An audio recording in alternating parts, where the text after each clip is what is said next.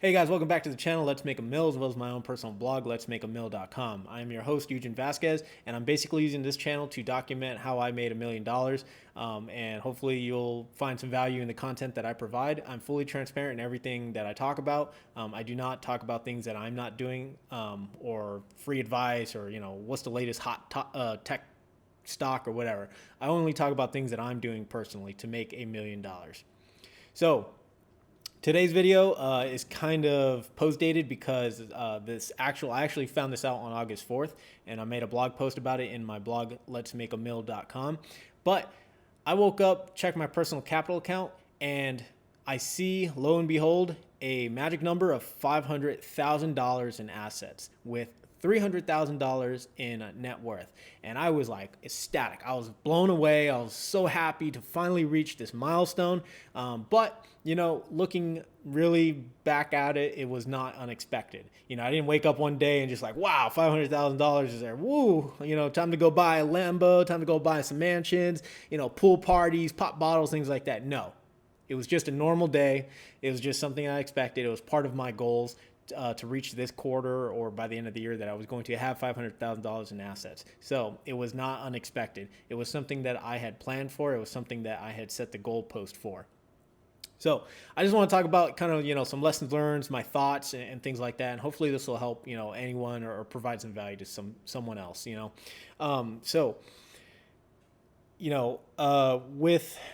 my goal was, is $1 million, right? That's the whole premise of this video, or the whole premise of this channel, is to make $1 million, right? So, when I reached this goal, it was something that I had planned for. Like I said before, it was something that I had written down at the beginning of the year in January. I had written down that I was going to reach $500,000 in assets, right? My net worth was going to be above 300,000. I believe I set it at 315,000, but it's probably going to increase probably to 330,000 by the end of this year. So my goal is $1 million in net worth and $1 million in assets, right? And the whole reason why I have this goal and the reason why I'm making this channel is because, in case anyone asks me, hey, how'd you make $1 million? I could just point them to this channel, and they can kind of look at my progress, look at my history and how I got to where I am. But really, the $1 million, it's a vanity number. It's something that that most people want to achieve. It's something that most people want to have. They want to say they're a millionaire, and there's something romantic about that, So a lot of people are trying to get there. I want to be the first person in my family, in my generation, to actually reach $1 million. No one that I know of in my family has ever reached that number. So I want to be that one. I want to be that pioneer, that person that's reached it, and I want to document how I got there. And the whole goal is not to be a millionaire, rich. It's not to just, quit your job, fly airplanes and, have speedboats and all this other hoo-ha. The real goal is freedom and to have more choices available. I want to be able to not wake up to an alarm clock. I want to be able to wake up because I'm excited for the day. Not that I don't like my job. I actually do very much enjoy my job. I do enjoy the people I work for and the people I work with. I enjoy, the 9 to 5. It's really not 9 to 5, but I enjoy the 9 to 5. But I want to have more choices. Maybe I want to take a year off and go backpack or slum around or bum around on a beach somewhere. Maybe I want to stay in Mexico for a couple months, maybe in the Bahamas for a couple months. Maybe I want to go backpack in Asia somewhere. I just want to have more choices available to me. And that is kind of why I'm pushing myself to make $1 million, because it'll be a milestone in my life and it'll help me set up for the next couple of years, maybe the next 10 to 15 years, right? So that's the whole reason of me wanting to make $1 million. The $500,000 is really a vanity number in itself, but it is a very important number because it was a goal that I had set. It was something that I had set that I told myself I was going to make this year, and I was going to reach that number. So I adjusted my investment strategy. I adjusted my spending limits. I adjusted my lifestyle. I made sure that a lot of my capital was going straight into my investments, and that I was going to reach that number come hell or high water. I was going to reach that number. So I want to talk about some lessons learned along my way thus far to this, journey to August 4th to $500,000 in assets. Um, you have to have discipline. All right. Discipline is it's pretty important when you're trying to accomplish goals, right? That's pretty much a canned answer. Almost anyone would know that. But really, I attribute my success up until this point, I attribute a lot of it to discipline, to focus, to consistency, to staying the course, to never giving up. Because along this path, it's been pretty rocky. It's been pretty bumpy. There's been days where I wanted to quit. There's been days where I was really almost emotionally depressed. Maybe not so much that extreme, but it almost felt that way. But I kept staying the course. I kept investing. I kept using my money. I kept reading. I kept learning. I kept meeting new people. I just kept pushing myself, right? Because that's part of the journey towards making $1 million. Is you got to do a lot of stuff. It's not just boom, you invest in Apple and you're a millionaire. It's not so much, not that easy. One thing another thing I want to talk about is along this journey, I had to learn about lifestyle and lifestyle inflation and the dangers of lifestyle inflation. So as you make more money, more people say I could afford more things, right? You're in this consumer mindset where it's like, now that I'm making, $1,000 a week, I can buy, new shoes. I could buy new clothes. I could buy a Rolex. I could buy a car. I could buy this. A lot of people think that. What they don't think is, how can I use this money to produce new streams of income, produce more income for me, produce wealth, right? A lot of people don't look at it that way. So that was one of my lessons learned on this journey so far to reaching at least $500,000 is how can I take money? How can I take that and turn it into something valuable for myself? How can I make it produce more money? And then I learned, I started learning about real estate. I started learning about rental property investing. Then I started learning about the stock market. I started learning about indexes. I started learning about individual companies, and I started learning about real estate investment trusts. So I started learning how to use my money, my capital, instead of me spending it on stuff. I asked, how can I make this money make me money, which will make me more money? That'll in turn make me more money, right? So that was just some things that I had to learn thus far. And, I, along the way, developed my own set of principles for my own investment strategy.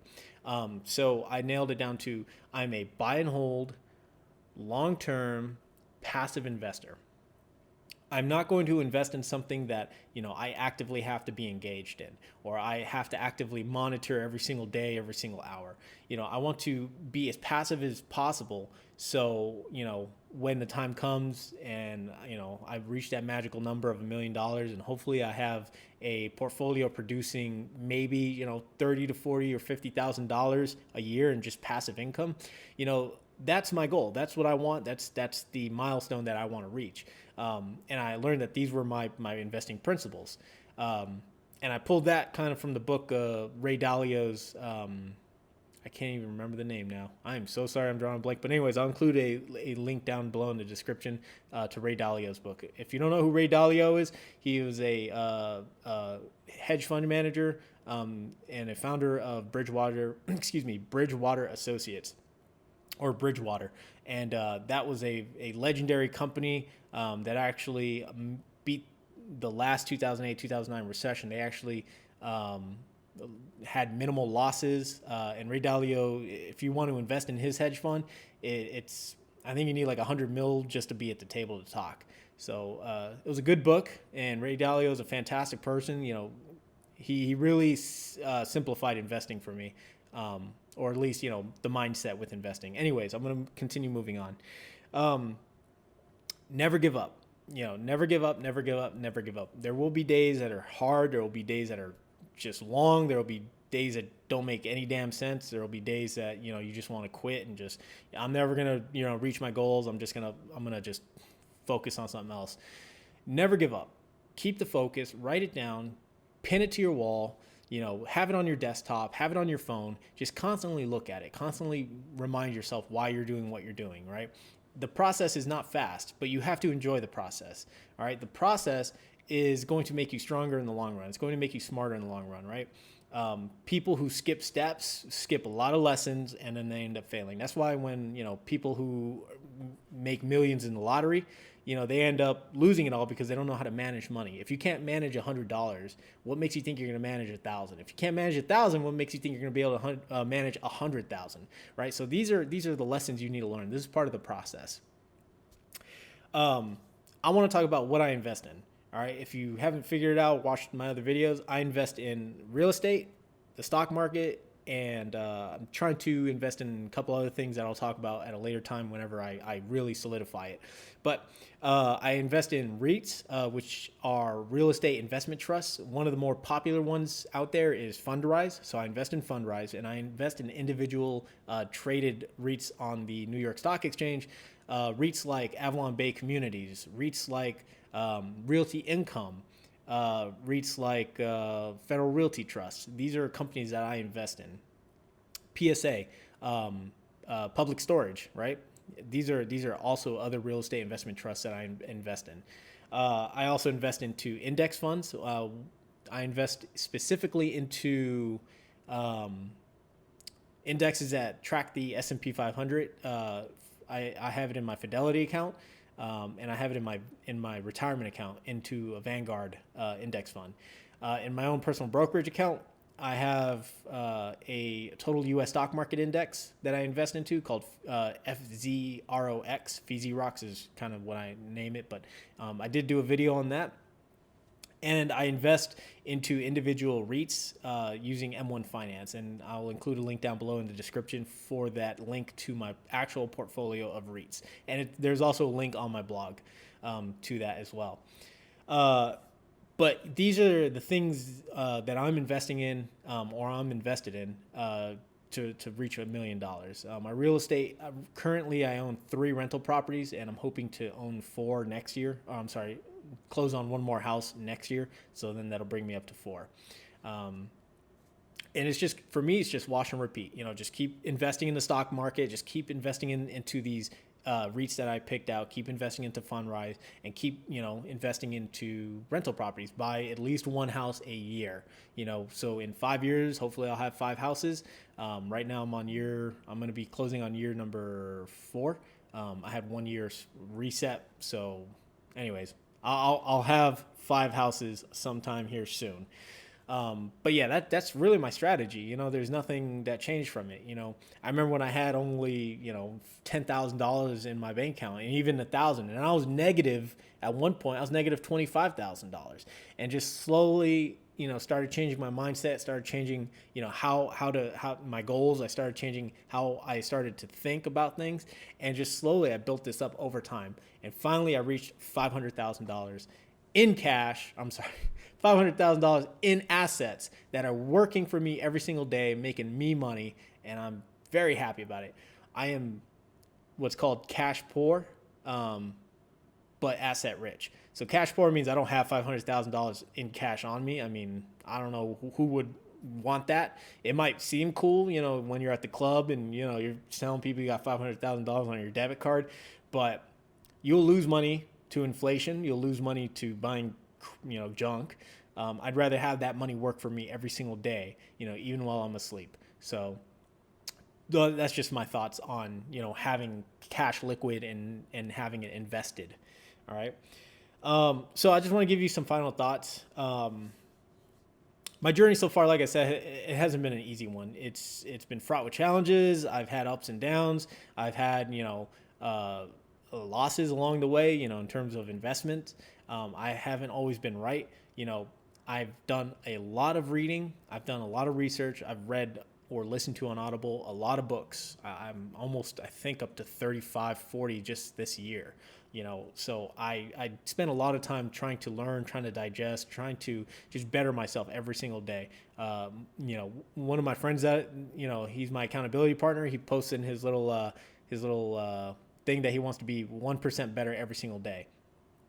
And I think that's what we should all strive for, just being 1% better every single day. And I want to leave everybody off with 2 things. Focus, all right? Focus, focus, focus, focus. If you focus, you will reach your goals. And focus actually is an acronym. It means follow one course until successful. I'll say that again. follow one course until successful. Okay. Don't be hopping around different things. Maybe you're trying to be a Bitcoin or crypto trader one day, and the next day a stock trader, and the next day you're just going to invest in index. But then you back out, you're like, you know what? I'm going to invest in something else, or I'm going to buy something else. I'm going to start flipping, because I watch Gary Vaynerchuk. I'm going to start flipping couches and baseball cards. Like, follow one course until you master it, until it can stand on its own, and just monitor it, and then just push it along, right? That's why my investing principles, I'm a buy and hold, long-term passive investor, right? And the second thing I want to leave you off with is a quote, and I mentioned this in another video of mine, but being poor is hard, but being rich is hard. So choose your hard. Which one are you going to choose, and which one are you going to put your efforts towards, right? And this is all coming from a decision that I made several years ago, that I want to be rich. I want to be wealthy. I want to build wealth. I want to have more choices. I want to have more freedom. I don't want to tie myself to an alarm clock. I don't want to always, have to show up to work or whatever else. Of course, if you love the job you're doing, that's perfectly fine. That's great. But there's a lot of people out there who don't like what they're doing and don't like their jobs. So you got to keep pushing that envelope. You got to keep pushing forward. You got to maintain that discipline in your investing strategy, and you got to just keep going, keep focusing, keep moving forward. Anyways, hope you enjoyed this video. Please let me know what your thoughts are down in the comments. I'll also put a link to my personal blog, letsmakeamill.com. And if you wouldn't mind hitting that subscribe button, if you liked it or didn't like it, let me know. And happy investing, and see you in the next video.